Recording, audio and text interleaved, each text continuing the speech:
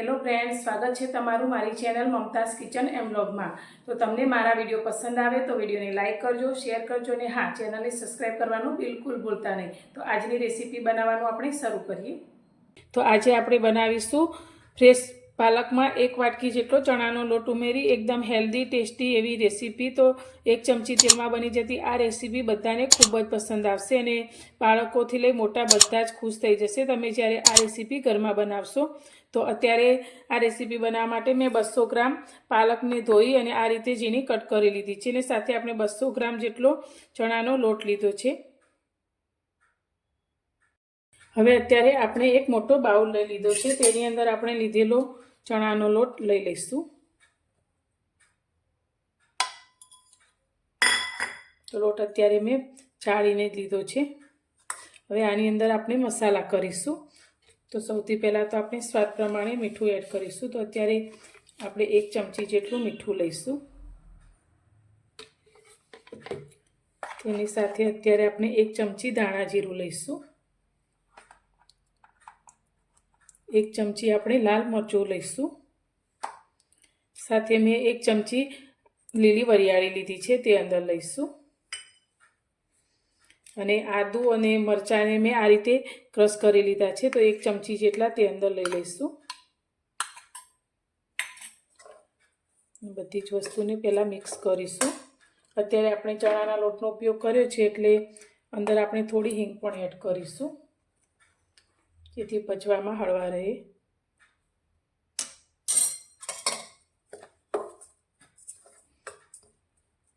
હવે આની અંદર આપણે નાસ્તો ઠંડો થયા પછી પણ એકદમ સરસ લાગે તેના માટે 1 ચમચી જેટલું તેલ લઈશું।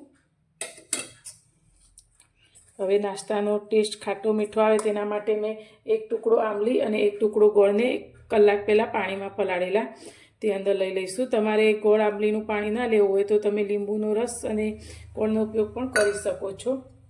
ગોળની જગ્યાએ ખાંડનો ઉપયોગ પણ કરી શકો છો। બધું સારી રીતે મિક્સ કરી લઈશું।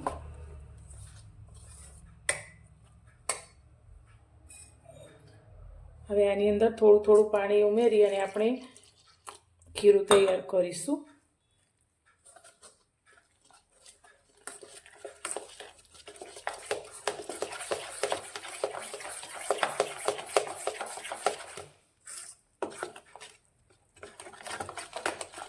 તો આ રીતે આપણે ફેંટીશું એટલે અંદર જરા પણ ગાંઠા નહીં પડે।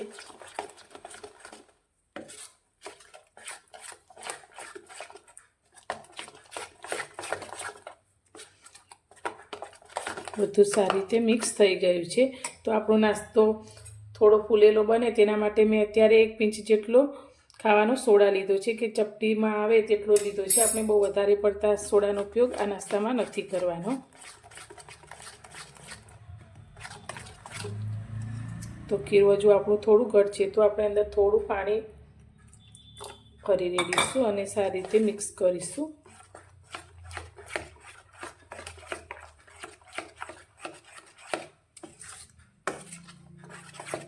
મિક્સ થયા પછી હવે આપણે જે પાલકને સમારીને રાખી છે તે અંદર લઈ લઈશું।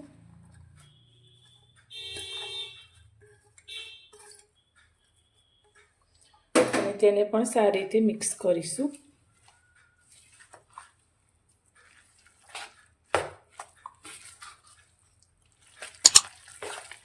આપણું મિશ્રણ હજુ થોડું ઘટ છે તો આપણે બીજું પાણી રેડીશું। તો અત્યારે અડધા ગ્લાસ જેટલા પાણીની આપણને આટલું ખીરું તૈયાર કરવામાં જરૂર પડી છે।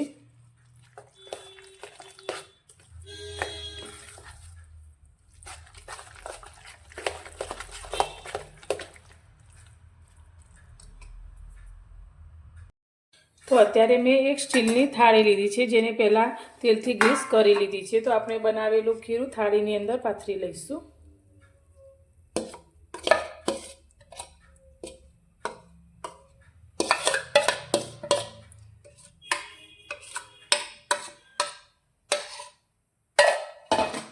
અને આવી રીતે બધી જ બાજુ સરખી રીતે ફેલાવી લઈશું। તો તમને જોતાં જ ખબર પડી જ ગઈ હશે કે અત્યારે આપણે પાલકના ઢોકળા બનાવીએ છીએ જેને પાલકના પાત્રા પણ કહેવાય।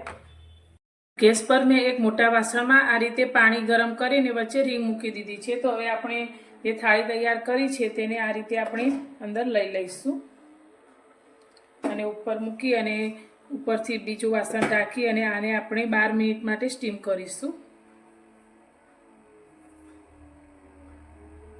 તો નાસ્તાને સ્ટીમ થતાં 12-13 મિનિટ જેટલો સમય થઈ ગયો છે. તો હવે આપણે ઉપરથી ઢાંકણ લઈ લઈશું. તો આપણો નાસ્તો એકદમ સરસ રીતે સ્ટીમ થઈ ગયો છે. તમે જોઈ શકો છો કિનારીથી પણ તે છૂટવા લાગે છે. તો ચપ્પુને આ રીતે જોઈએ તો આપણું ચપ્પુ પણ ક્લીન આવે છે. તો હવે ગેસની ફ્લેમ બંધ કરીશું અને આને આપણે 5 થી 10 મિનિટ માટે ઠંડો કરીશું. થાળી આપણી ઠંડી થઈ ગઈ છે. તો હવે તેમાં આપણે પીસ કરવા માટે કટ લગાવીશું. તો તમે એકવાર આ નાસ્તો બનાવી લીધો તો તમે અરવીના પાત્રા પણ ભૂલી જશો. એટલો ટેસ્ટી આપણો આ નાસ્તો તૈયાર થાય છે અને બનાવવો પણ એકદમ સરળ. તો હવે આપણે કટ લગાવ્યા પછી આનો વઘાર કરીશું.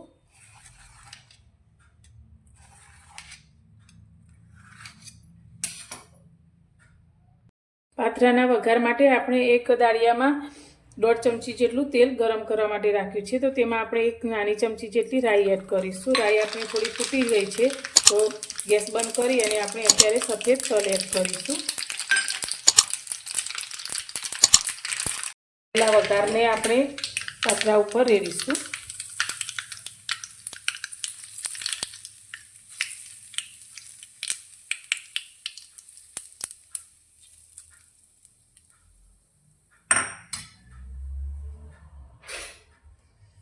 અને બધો જ વઘાર આપણે સારી રીતે પાત્રા પર ફેલાવી લઈશું.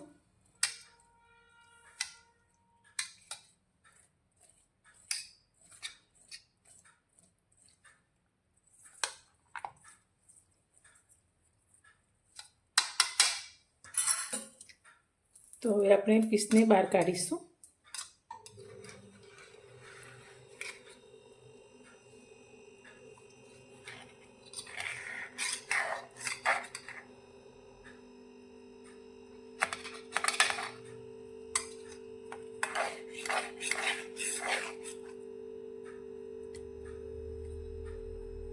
તો એકદમ સરસ એવા આપણા પાલકના પાત્રા બનીને તૈયાર થયા છે.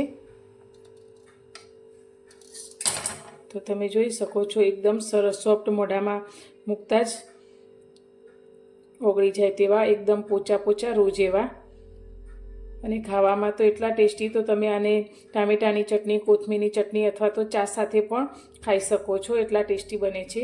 તો તમને આજની મારી આ રેસીપી કેવી લાગી તે મને કોમેન્ટમાં જરૂરથી જણાવજો. અને પસંદ આવી હોય તો વિડીયોને લાઇક કરજો, શેર કરજો અને મારી ચેનલ પર નવા છો તો ચેનલને સબસ્ક્રાઈબ કરવાનું બિલકુલ ભૂલતા નહીં. તો ફરી મળીશું એક નવી જ રેસીપી સાથે નવા વિડીયોમાં.